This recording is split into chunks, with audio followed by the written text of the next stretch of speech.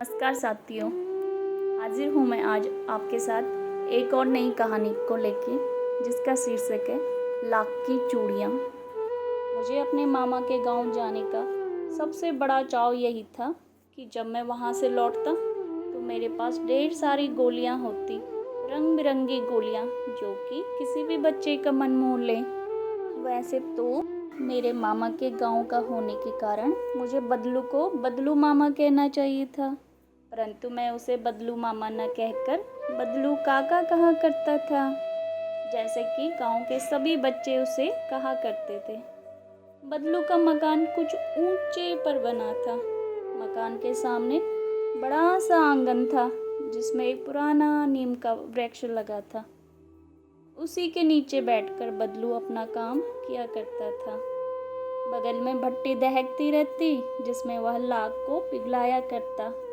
सामने एक लकड़ी की चौखट पड़ी थी जिस पर वह लाख के मुलायम होने पर उसे सलाख के समान पतला करके चूड़ी को आकार देता। पास में ही 4-5 बेलनुमा मुंगेरियां रखी रहती जो आगे से पतली और पीछे से मोटी होती। लाख की चूड़ी को आकार देकर वह उन्हें मुंगेरियों पर चढ़ाकर गोल और चिकना बनाता और फिर उन चूड़ियों पर वह रंग करता था। बदलू यह कार्य सदा एक ही मचिए पर बैठकर किया करता था जो बहुत ही पुरानी थी। बगल में ही उसका हुक्का रखा रहता जिसे वह बीच बीच में पीता रहता।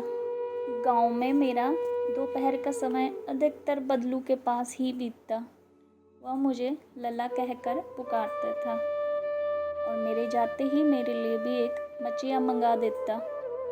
मैं घंटों बैठे बैठे उसे इस प्रकार चूड़ियाँ बनाते देखता रहता। लगभग रोज ही वह 6-4 जोड़े चूड़ियाँ बनाता। पूरा जोड़ा बना लेने पर वह उसे बेलन पर चढ़ाकर कुछ क्षण चुपचाप देखता रहता, मानो वह बेलन न होकर किसी नववधू की कलाई हो। बदलू मनिहार था। चूड़ियाँ बनाना उसका पैतृक पैसा था और वास्तव में वह बहुत ही सुंदर चूड़ियाँ बनाता था। उसकी बनाई हुई चूड़ियों की खपत भी बहुत थी। उस गांव में तो सभी स्त्रियां उसकी बनाई हुई चूड़ियाँ पहनती ही थी। आसपास के गांव के लोग भी उससे चूड़ियाँ ले जाते थे, परंतु वह कभी भी चूड़ियों को पैसे से बेचता न था। उसका अभी तक वस्तु विनिमय का तरीका था और लोग अनाज के बदले उससे चूड़ियाँ ले जाते थे। बदलू स्वभाव से बहुत ही सीधा था। मैंने कभी भी उसे किसी से झगड़ते हुए नहीं देखा। शादी विवाह के अवसर पर वह अवश्य जिद पर अड़ जाता था। जीवन भर चाहे कोई उससे मुफ्त चूड़ियाँ ले, परंतु विवाह के अवसर पर वह सारी कसर निकाल लेता था। आखिर सुहाग के जोड़े का महत्व ही और होता है।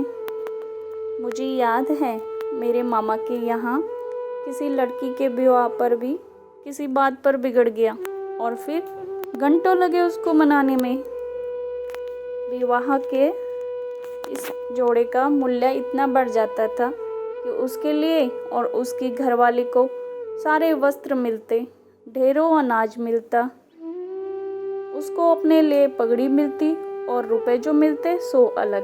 यदि संसार में बदलू को किसी बात से चिढ़ थी तो वह थी कांच की चूड़ियों से। यदि किसी भी स्त्री के हाथ में उसे कांच की चूड़ियाँ दिख जाती तो वह अंदर ही अंदर कुढ़ जाता और कभी कभी तो उन्हें 2-4 बातें भी सुना देता।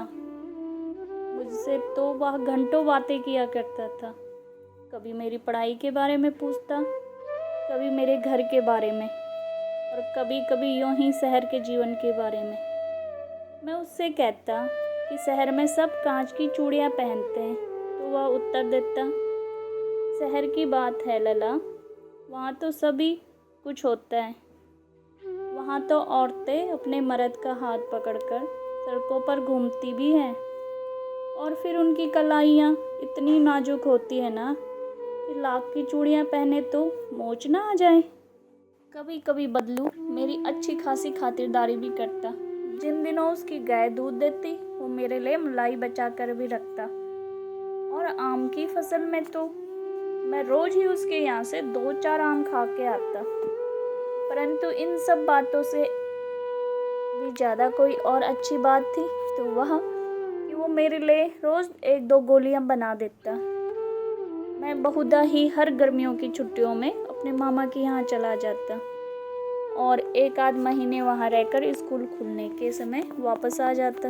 परंतु 2-3 बार ही मैं अपने मामा के यहाँ गया होऊंगा, तभी मेरे पिता की एक दूसरे शहर में बदली हो गई और एक लंबी अवधि तक मैं अपने मामा के गांव न जा सका। तब लगभग 8-10 वर्षों के बाद जब मैं वहाँ गया तो इतना बड़ा हो चुका था कि लाख की गोलियों में अब मेरी रुचि ही नहीं रही। अतः गांव में होते हुए भी कई दिनों तक मुझे बदलू का ध्यान न आया। इस बीच मैंने देखा कि गांव में लगभग सभी स्त्रियों ने कांच की चूड़ियां पहनी हैं। बिरले ही हाथों में मैंने लाख की चूड़ियां देखी। तब एक दिन सहसा मुझे बदलू का ध्यान हो आया। बात यह हुई कि बरसात में मामा की छोटी लड़की आंगन में फिसल कर गिर पड़ी और उसके हाथ की कांच की चूड़ी टूटकर उसकी कलाई में घुस गई और उससे खून बहने लगा। मेरे मामा उस समय घर पे न थे, मुझे ही उसकी मरहम पट्टी करनी पड़ी। तभी मुझे सहसा बदलू का ध्यान हो आया और मैंने सोचा कि उससे मिल आऊं। अतः शाम को मैं घूमते घूमते उसके घर चला गया। बदलू वहीं चबूतरे पे नीम के नीचे एक खाट पर लेटा था। नमस्ते बदलू काका, मैंने कहा। नमस्ते भैया, उसने मेरे नमस्ते का उत्तर दिया और उठकर खाट पर बैठ गया। परंतु उसने मुझे पहचाना नहीं और देर तक मेरी ओर निहारता रहा। मैं हूँ जनार्दन काका, आपके पास से गोलियां बनवा कर ले जाता था, मैंने अपना परिचय दिया। बदलू फिर भी चुप रहा, मानो वह अपनी स्मृति पटल पर अतीत के चित्र उतार रहा हो। और तब वह एकदम बोल पड़ा, आओ आओ लला, बहुत दिन बाद गांव आए। हाँ, इधर आना नहीं हो सका काका, मैंने चारपाई पर बैठते हुए उत्तर दिया। कुछ देर शांति रही। मैंने इधर उधर दृष्टि दौड़ाई, ना तो मुझे उसकी मचिया ही नजर आई और ना ही भट्टी। आजकल काम नहीं करते काका, मैंने पूछा। नहीं लला, काम तो कई साल से बंद है। मेरी बनाई हुई चूड़ियाँ कोई पूछे तब तो। गांव-गांव में कांच का प्रचार हो गया है। वह कुछ देर चुप रहा, फिर बोला, मशीन युग है ना लला, आजकल सब काम मशीन से जो होता है। खेत भी मशीन से जोते जाते हैं और फिर जो सुंदरता कांच की चूड़ियों में होती है, लाख में कहाँ संभव है। लेकिन कांच खतरनाक होता है, बड़ी जल्दी टूट जाता है, मैंने कहा। नाजुक तो फिर होता ही है लला। कहते कहते उसे खांसी आ गई और वह देर तक खांसता रहा। मुझे लगा उसे दमा है। अवस्था के साथ साथ उसका शरीर ढल चुका था। उसके हाथ और माथे पर नसें उभर आई थी।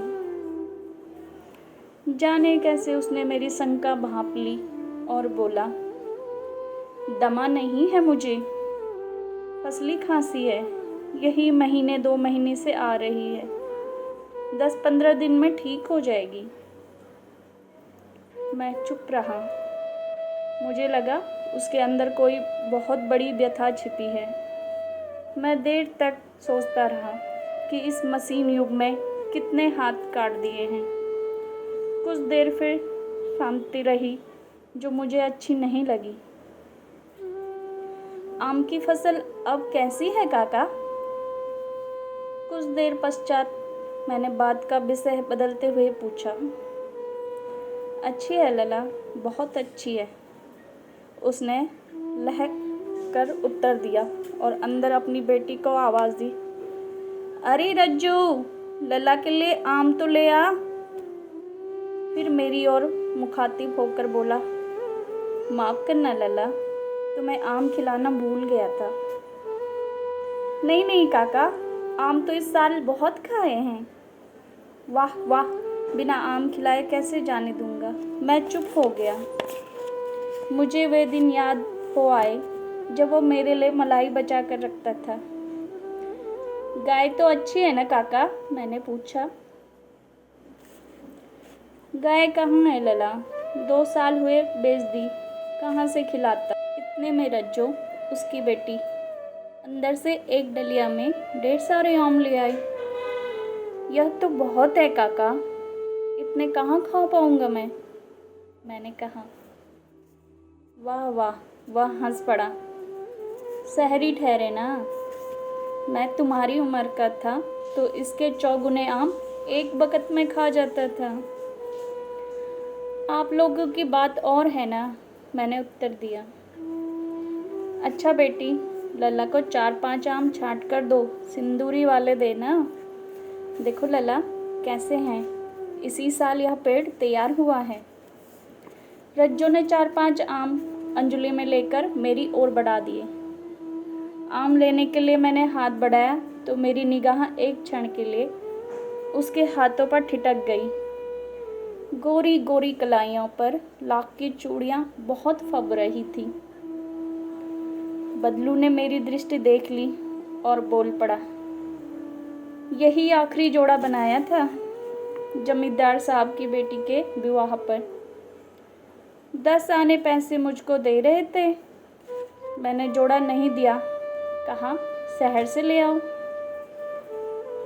मैंने आम ले लिए और खाकर थोड़ी देर पश्चात चला आया। मुझे प्रसन्नता हुई कि बदलू ने हार कर भी हार नहीं मानी थी।